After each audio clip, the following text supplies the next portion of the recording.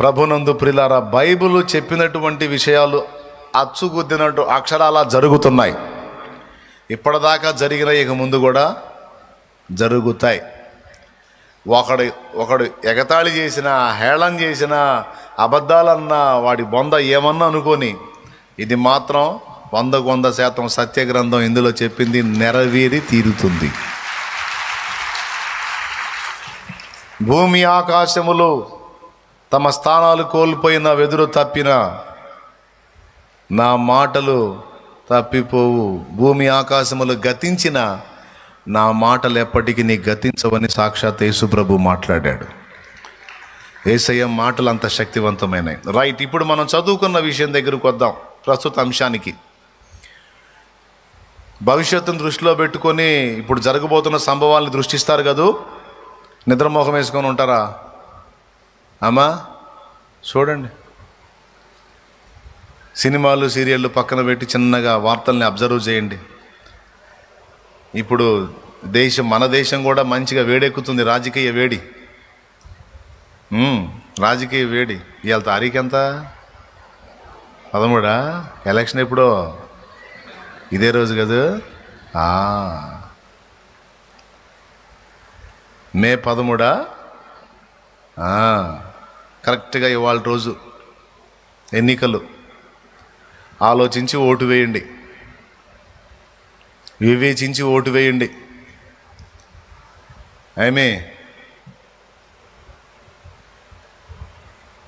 రాబోతున్నటువంటి రోజుల్ని దృష్టిలో పెట్టుకొని, ఒళ్ళు మైండ్ దగ్గర పెట్టుకొని ఇక వివేచించి ఓటేయి. ఒక క్రైస్తవుడుగా నువ్వు ఉన్నావు, క్రీస్తు అనుచరుడుగా నువ్వు ఉన్నావు అంటే వివేచన నంబర్ 1లో ఉంటుంది నీకు. ప్రతిదీ వివేచించగలవు గనుక ఎట్లా పడితే అట్లా కాకుండా జాగ్రత్తగా ఆలోచించి ఓటు వేయి. ఆ తర్వాత అది నిన్ను శాసించింది. జాగ్రత్త దృష్టిలో పెట్టుకొని స్టెప్ తీసుకో. ఏ పార్టీకి ఆ పార్టీకి మై నై బోల్తా, దేవునికి స్తోత్రం, బోల్తా నై. ఒక క్రైస్తవుడు, ఒక దేవుని బిడ్డగా ప్రార్థన చేసుకో, వివేచించు. నా చేతి ఓటు ఎటుపడాలనేది గ్రహించుకొని మైండ్ ఒళ్ళు అనేది దగ్గర పెట్టుకొని నెయ్యి. ఓకేనా? సరే, అయిపోయింది. ఇప్పుడు పాయింట్కి వస్తా. నేను ఇందాక నుంచి వస్తానంటున్నావు, రావట్లేదు అనుకోవద్దు. ఇప్పుడు నిజంగానే వస్తా. చూడండి, ఒక్కొక్క ముద్ర విప్పినప్పుడు ఒక్కొక్క సంభవం, భవిష్యత్తులో ఏం జరగబోతుందో ఆ సంభవాలు రాయబడ్డాయి. అయితే 5వ ముద్ర విప్పినప్పుడు దేవుని వాక్యము నిమిత్తమును తామిచ్చిన సాక్ష్యము నిమిత్తమును శిరచ్ఛేదము చేయబడిన వారి ఆత్మలను బలిపీఠం క్రింద చూచానన్నాడు.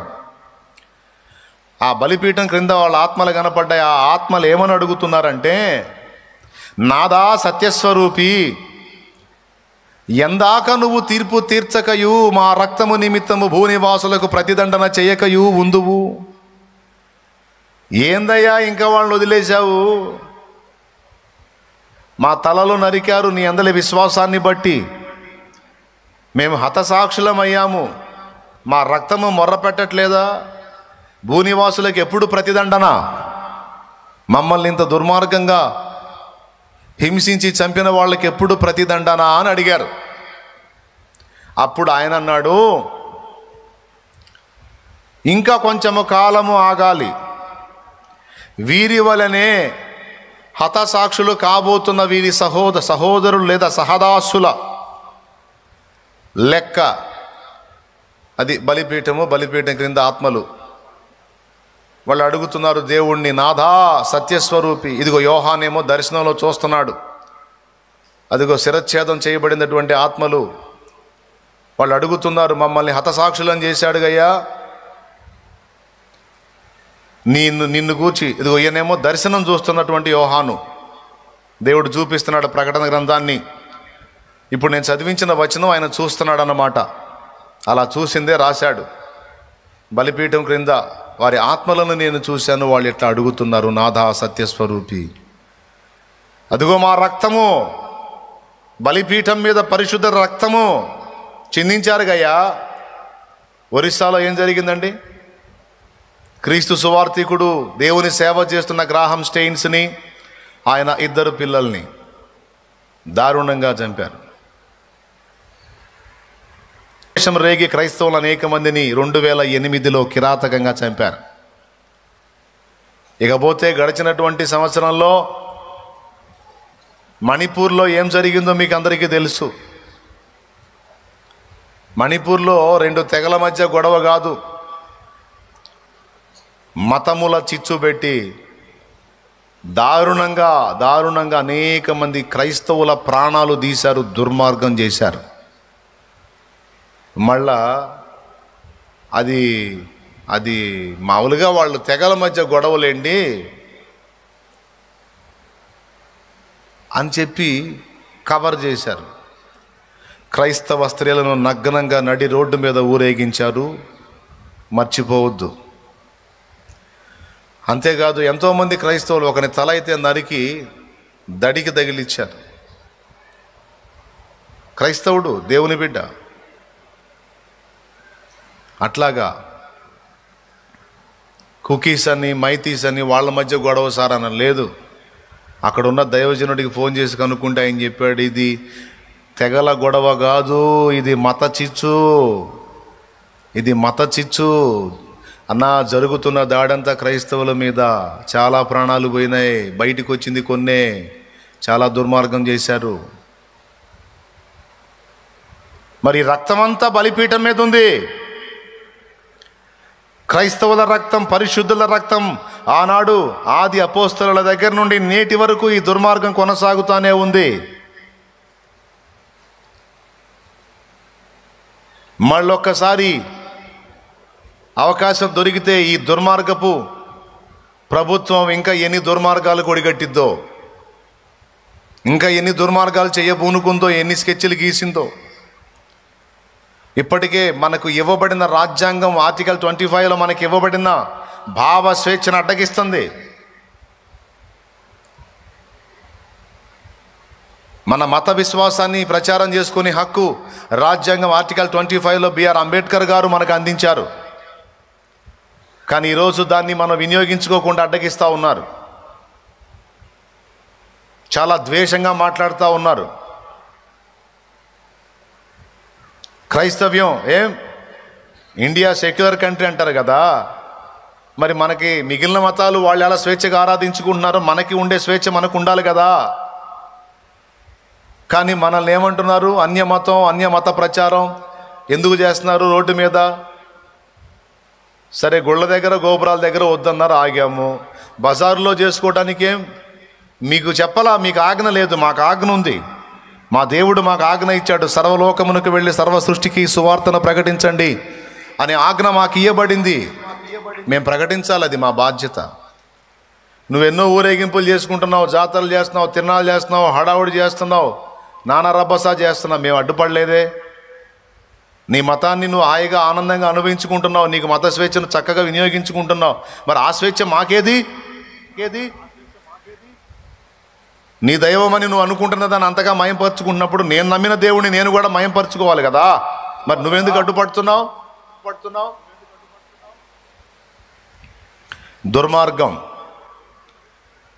దుర్మార్గం. అందుకే యావత్ క్రైస్తవ సంఘానికి మొత్తానికి కూడా ప్రేమతో జ్ఞాపకం చేసి మరీ చెప్తున్నా, మణిపూర్ ఘటనని దృష్టిలో పెట్టుకొని ఓటేయండి. జాగ్రత్త, పిచ్చి. రాబోతున్న పరిస్థితులు ఘోరంగా ఉండబోతున్నాయి కనుక ముందే హెచ్చరిక చేస్తున్నా, నా ధర్మంగా చెప్పా ఓపెన్గా. తస్మాత్ జాగ్రత్త. నువ్వు ఓట్ చేసేటప్పుడు నువ్వు యేసయ్య బిడ్డవని, ఒక క్రైస్తవుడు అని మర్చిపోవద్దు. మళ్ళీ చెప్తున్నా, మణిపూర్ ఘటనను మర్చిపోవద్దు, ఒరిస్సా ఘటనను మర్చిపోవద్దు. ఈరోజు సువార్తకు అడ్డు తగులుతున్న మత ఛాందసవాదుల, మత ఉన్మాదుల చర్యలను మర్చిపోవద్దు. మత విద్వేషంతో మన ఆంధ్రప్రదేశ్లో మనకు సమీపంలో అతి కిరాతకంగా చంపబడినటువంటి స్త్రీలని, పురుషుల్ని మర్చిపోవద్దు. జాగ్రత్త. మత పిచ్చతో నిండిన దానికి సపోర్ట్ చేస్తే ఇక రాబోతున్న దినాల్లో ఏ గతి పడతామో కూడా అంచనా వేయలేం. మనకు లేదా స్వేచ్ఛ? మనం నమ్మిన దైవాన్ని ఘనంగా చాటుకొని మయంపరుచుకునే స్వేచ్ఛ మనకు లేదా? మీకు తెలియదు, నాకు తెలుసు. వందలాది చర్చీలు కూల్చబడ్డాయి, వందలాది చర్చీలు. మనం ద్వేషించొద్దు, ఎవరిని ద్వేషించొద్దు. ఇప్పుడు నువ్వు నీ భక్తి చేసుకుంటున్నావు, చేసుకో. మా భక్తి మమ్మల్ని చేయని. మేము ప్రచారం చేసుకుంటున్నాం, నీ చేతనైతే నువ్వు కూడా ప్రచారం చేసుకో. కానీ మా భక్తిని నువ్వు అడ్డగించకూడదు కదా, మా విశ్వాసాన్ని నువ్వు అడ్డగించకూడదు కదా, రాజ్యాంగం ఒప్పుకోదు కదా.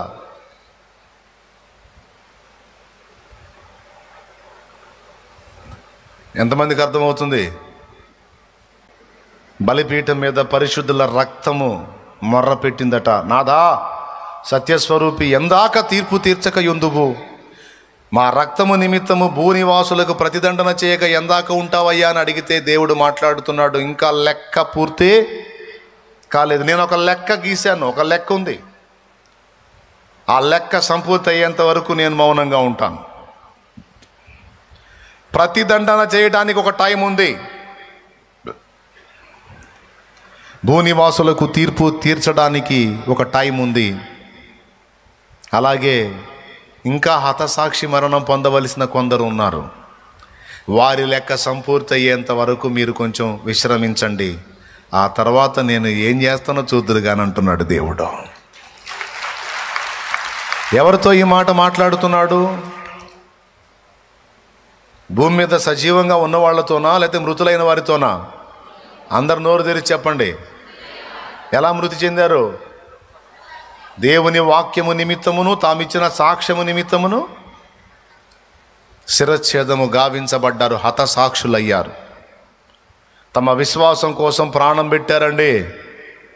అయితే ఆ ఒడ్డు లేకపోతే ఈ ఒడ్డు అనే టైపు కాదు. మనకి ఏదన్నా అవకాశాలు ఉంటే చూద్దాం, లేకపోతే సర్దుకుందాం అనే టైపు కాదు. యేసు కోసం అవసరమైతే చచ్చిపోవటానికి కూడా సిద్ధమే అన్నంత సమర్పణ.